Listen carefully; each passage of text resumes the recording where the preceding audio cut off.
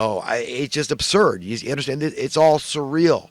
This is like something out of the book of Revelations. I mean, who really understands this? Who can really wrap their mind around this ginormous paradox of madness and corruption? And it's just so sinister and just so nefarious and just so clandestine and evil. It's just bizarro world. That's what we have now. And you got to get it. When you get it, you go, "Oh my God, it's true. This is crazy." I mean, God's way and this way are a huge departure from one another. It's oil and water. The two cannot coexist in perpetuity. One has to go. You got to get it. I got to get it. We all got to get it together in concert, unify, and come against these people and pinpoint what we need to change. Okay, these top politicians, they're our employees. They need to be put in their place. Okay, and no more bailouts. I mean, I don't know. You know what, folks? These people keep pulling rabbits out of the hat. They've got it down to a fine science now, this oppression thing. They're going to push this envelope as far as they can. Things keep getting worse as I speak. So I don't want to sound overly optimistic because, I mean, it's always darkest before the storm, so there's a little consolation there. But, I mean, I don't know how bad it's got to get. How hard does that hamster wheel got to get to turn before everybody says, "I'm jumping off. Let's all jump off." And what I mean by that is just at least work toward a lower cost of living, lower burden. And even if you don't need it for yourself, do it for somebody else. Remember, it's a form of paying it forward. Give a damn about your cost of living. Bring it down. Boycott a high cost of living. Do something. Try to get your currency worth more, because the way they're stealing from us and tyrannizing us is by getting it to be worth less and less and less. The hamster's on the wheel. It gets harder and harder to turn. And the workers aren't getting commensurate pay adjustments. This is how they're stealing. You understand? They steal. They're unproductive, and they're stealing from the productive ones in this way. You understand? We're in a lot of trouble. We're in dire straits. We're down this demonic rabbit hole toward hell way far. Okay? And only God can help us. And we got to pray. And we got to speak out. We got to be focused and clear and not confused, not ignorant, so that we can help those that are confused and ignorant in Babylon. Essentially, that's what we got, modern day Babylon. And it's frightening. How bad it's going to get before things turn around, I don't know. These people would like the sky to be the limit. But how much are you going to take? It's kind of up to the individual to decide, that's it, I'm done. I'm going to speak out vociferously and try to enlighten other people so we can unify and be empowered to fight these people effectively and let God really do the work, because that's it. We're relying on Him. His yoke is easy, His load is light. But we've got to parent these snot-nosed, bratty children, these top politicians and their money-printing cohorts. That's who they're beholden to. That's who they're lapdogs for. That's who they're sycophants for. Bootlickers and brown nosers. The money printers, obviously, that's great power, vast and wanton power. You can get anything you want with the money that they own, the perpetual patent to. I mean, you look at history. It's replete. I mean, one time after people get tired of being oppressed, somebody stealing their freedom, stealing their prosperity, stealing their sense of security, and they can't take it. I mean, but the difference between now and other times in history, knowledge, that's it. And so these people have to be told, they have to be parented, you're going down. So the sooner the better. You get ready, because the good guys are going to win this fight. That's it. End of story. We've got to impress upon these evildoers, practically by any means necessary, short of any violence. We don't need that when you've got the power of God working for you. But we've got to let them know under no uncertain terms what the score is going to be, as dictated by the only legitimate government, and that's we the people. And that is the thus saith the Lord thing, and there's no fighting this, that you're going down. We're going to parent you, and this is how it's going to be. And like it or leave it, okay? But the good guys are going to prevail, and your time is short, so if you want to be on the right side of history and not end up inadvertently squeaking into hell, thought you were a good guy, but you were a bad guy because your values were askew, hey, you know what? We've all got to do our part here. And, this is the fight and the good fight. And letting God do the heavy lifting. But, be empowered, be unified, and say how it's going to be. Boycotts are effective. Bluffing is effective. And white lies, acting if you need to, whatever it takes to impress upon people how it's going to be. Even in the Bible, there were spies, okay? So it's okay, okay, when it's done for the right motivation, the right purposes. And that's God's motivation and decent humanity's motivation. And we're going to win. But it's going to get rough for a while. We're in the midst of the storm. And the storm, we don't know. We don't know how far it's going to get, but that's up to you too, the individual. And, we remember, we got to rely on God to get us through this thing, to continue coping and contending with these evildoers who will just completely destroy us if left to their own devices. They're just, these are sick and twisted individuals that desperately need firm parenting. They need someone to take over their lives and tell them what's what and how it's going to be, because they're supposed to be in charge of those things, and they are utterly, profoundly remiss at being responsible adults and doing the right thing for we the people at large. Okay, not just in America, but by extension the rest of the world. We're affecting things all over the world with this evil, this anti-capitalistic crap that's being peddled and pawned off as true capitalism. Nothing can be further from the truth. Okay, because there's got to be some progress relative to capitalism. It has to be played fair. It's fair game with rules that apply to everybody across the board. Otherwise, it's nothing resembling capitalism. It's a bunch of BS. It's really fascism.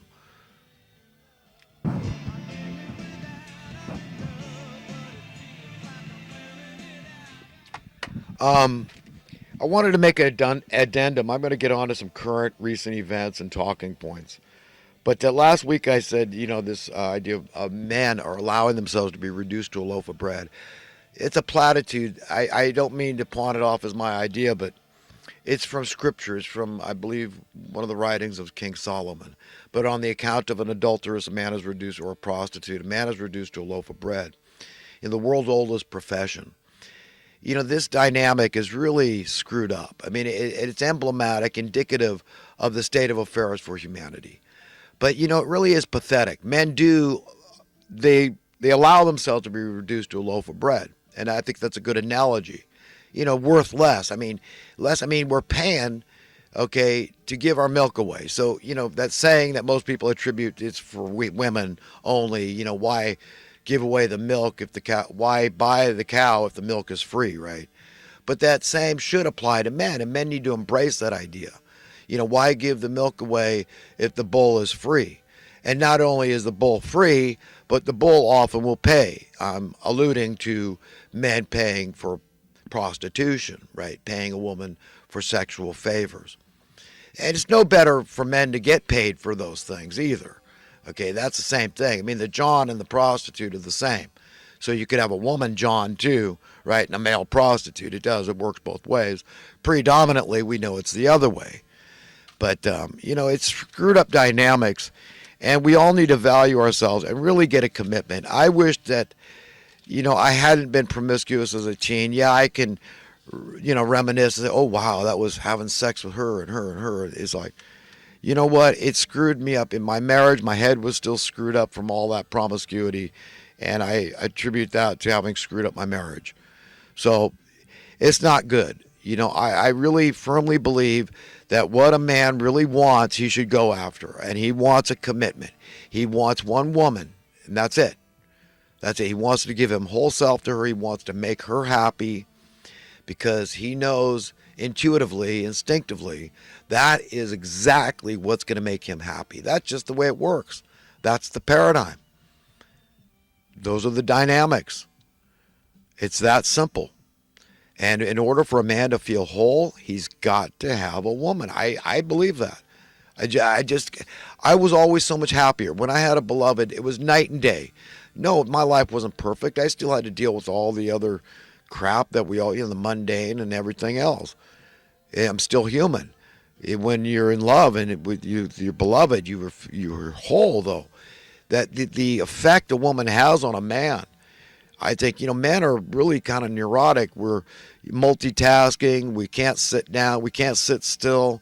We're filled with adrenaline and testosterone, and we're just go, go, go. And but a woman has that effect. I mean, she can really settle you down and just make you feel peaceful and calm. And for me, it was just that sense of wholeness of, wow, I really needed that to balance me out.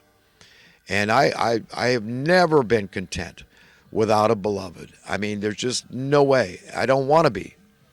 And I think it's impossible to find contentment as a single man. You've got to seek to be in love. If you're not in love, you've got to seek to be in love. Seek a beloved, because she's out there. God gets it, man. God understands. If anybody does, God does. And that's what I really need to straighten me out, organically speaking. But beyond that, hey, man, I need an end to all unnecessary human suffering. Okay, it would make me very happy if everybody on the face of this earth had life a little better than me, had a greater sense of freedom, a greater sense of security, a greater sense of prosperity than I have. That would make me happy, because then I could enjoy more. But right now I couldn't without feeling extravagant. Really, I mean that. I mean, I've got so much, but still listen, I whine about what, this and that, and the next thing, how poor I am sometimes, and other times I think, wait a minute, when I'm in my right mind, I think, I'm living like a king compared to some poor bastard going to die out on the street. So it's all relative. We've got to get a well-rounded view of this thing, and we got to see things through God's point of view. When I sleep at night in a warm, dry bed, I'm thinking, what about those people that aren't? I can hardly stand it. I mean, God, and thank God, God knows. And I love that about myself. I'm so glad I'm an egalitarian. God put that in my heart.